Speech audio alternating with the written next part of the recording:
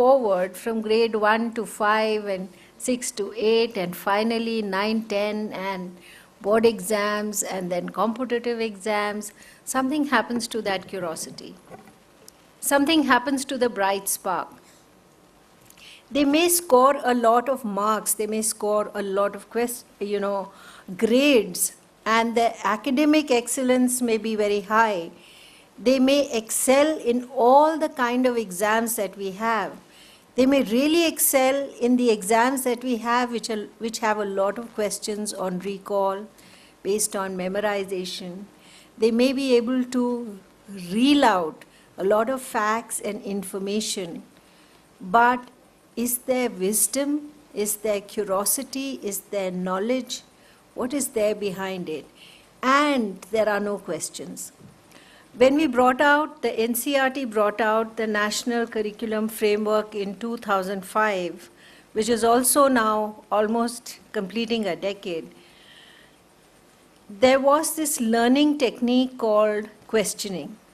That is that if you want to look at a novel, innovative method of teaching, then ask students to make questions. And if you want them to understand a concept and comprehend it, ask them to make questions. And when they make questions, they will be able to comprehend the concepts better. But through our traditional and formal schooling, we seem to have completely moved away from questioning. And even if questioning is there, whether we look at our quality of our test item writers or the teachers, and I'm speaking at a generic level, you may have excellent teachers in a school, but at a generic level, and the center teacher eligibility test is mute testimony to that, the level, the quality of teachers is gradually something which we need to really be very concerned about. So I'd like to just talk about and begin with a quote by T.S. Eliot. Everybody who's done literature knows of T.S. Eliot, one of the very powerful, bright minds of the 20th century. And he wrote a brilliant essay on tradition and modernity. But what I'm saying today is from The Rock, just 3 lines. It's a long passage that I've chosen, but I want to focus on these 3 lines. Where is the life we have lost in living? Where is the wisdom we have lost in knowledge? Where is the knowledge we have lost in information? 3 questions. 3 questions, and I don't know whether we have answers to them. That if you connect the future with the past, then you are connecting a world of wisdom to that of knowledge, to that of information. Today we are in an age of information. Information which keeps new emerges, new knowledge, edge of knowledge, and equally fast you have obsolescence. You just have to look at one example of what is happening to the tablets, what is happening to the mobile telephony, and that gives you an immediate experience of how quickly information gets outdated. And if I look at my parents and the way they struggle to come to terms with a new phone because it has new features, and they say that, no, I don't want a smartphone, it has too many features, and for me, I just need to receive calls and make calls, so please give me a simple phone. Have you experienced this at home with some member of your family?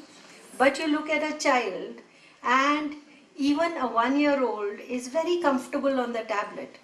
So all this, how to use various devices is not really knowledge in the sense of wisdom, it's information and processing information, just like in input, process, output.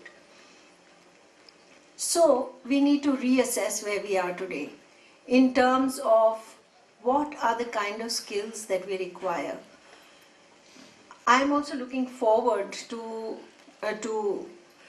Natarajan, to hear him, because if I hear correctly that if the book that Dr. Ganesh Natarajan has brought out speaks of what is the future going to be in terms of skills, then we are on the same plane.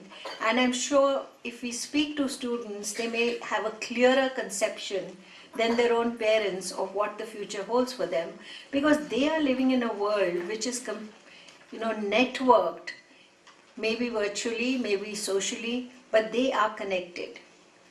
And the disconnect seems to be in the space of school education, formal education, schooling, formal classrooms. That's where the disconnect is.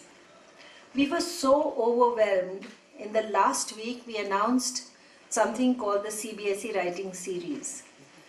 And for a long time, we had been thinking of harnessing this power of the social media that children are so completely hooked on to these days, and using it or converting it into a means of learning. So there was this idea, and most of the ideas in our organization do come from the top, which means that the chairman thinks of these ideas, and then he has this team, which is largely the academic team, and which implements these ideas. So one of these ideas was that let's do a CBSE writing series. The two focuses that we want to keep in this year and the next is on reading and writing, and you will hear a lot more on reading. We have been doing this in the past as well through various advisories on promoting reading. Now, so this CBSE writing series began with Pingali Venkaya, and some of you may have participated. If you haven't, you still have an opportunity in the next 3 days. And Pingali Venkaya happens to be the first person to design the national flag. If you go to the net, you will get a whole lot of information about him, which a lot of us did not know. It's only when we announced, children read about him. And they read about the fact that what are the historical stages of how the national flag was designed and how it came into being. And so we said that we will get students to write in, and they can write in through the net.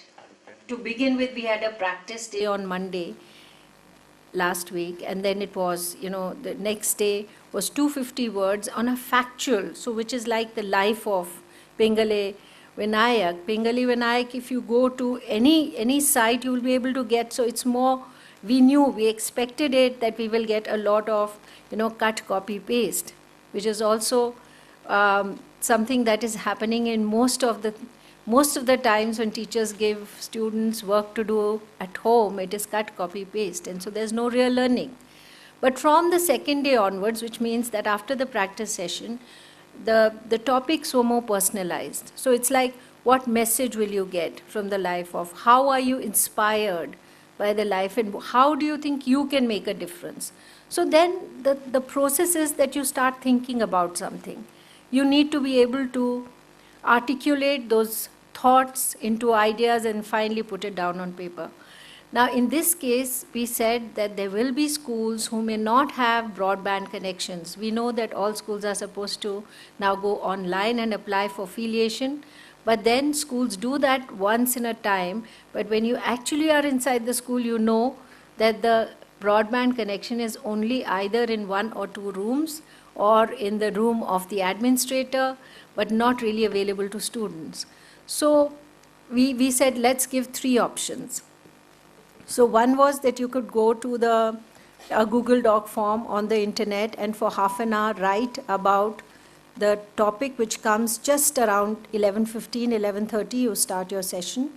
And for half an hour, and gradually the time will also increase, the number of words will also increase. In case you cannot do that, then in the same time, you can write on a piece of paper and you can take an image and put it on the WhatsApp. And we had given a number for that. And then if you cannot do that either, then we had said, okay, you can send us a mail again in the same time, or you can scan images and send it through mail. So there were schools who responded. On the first day, we had around 900 entries. On the second day, 2,000. Third day, 2,500. And today is going to be the 4th day, and we expect a much higher number. And there are people in my team who said that, they've got calls from relatives all over the country, how excited children are, because at the end of the day, by around 9:30, 10, we are announcing 68 winners. 68 of those who they're writing in English, Hindi and Telugu. So 68 of those people who have managed to do a personal, expressive writing. And it is, because we have a plagiarism check, so it's very easy to make out if it is copied from somewhere. And the children are waiting excitedly to look at their names if it is a part of those 68,000. One, of course, there is the prize money, but also more important is the recognition, the appreciation. The fact that you are being recognized by a board for having contributed something which you are doing as part of your learning. Now, if we were to do this, I just gave this as an example, that the kind of skills that we expect, maybe if we had kept this kind of a thing for teachers, we wouldn't have got that response. Because just before this, we've had the Sanskrit week and similar things were done, and one of those slots was teacher research, and the last one was school, films by the school on this celebration. And those two slots, we had 10 or 15 entries, and that's it. But in case of students, we had more than 4,000 entries. So I'm just giving you these two examples to show you the kind of gap that we have in terms of skills and between students at one end of the spectrum and teachers at the other end of the spectrum. So when you have this very, very wide gap, which is also something that I assume must be happening in the kind of skills and knowledge that we are imparting through our school and tertiary education to students, and the kind of skills that are required, the dimension of skills that is required when you go to the workplace. Because we all know that certificates, degrees are now becoming mere papers.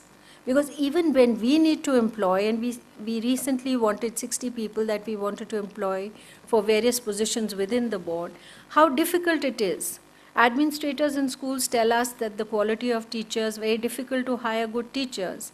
You go to the corporate world, they say they've started doing aptitude tests and psychometric tests, and they're keeping a psychometrician, a psychologist, a counselor, some such person on their panel because they want to know the attitude and aptitude of the person, because mere paper qualifications are just not enough for hiring the right person.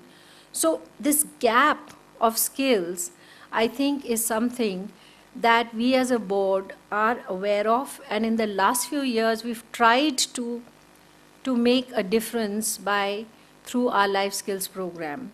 The life skills program came in initially through the school health program when we did researched a random sample of schools, 75 schools of various kinds, which means, the board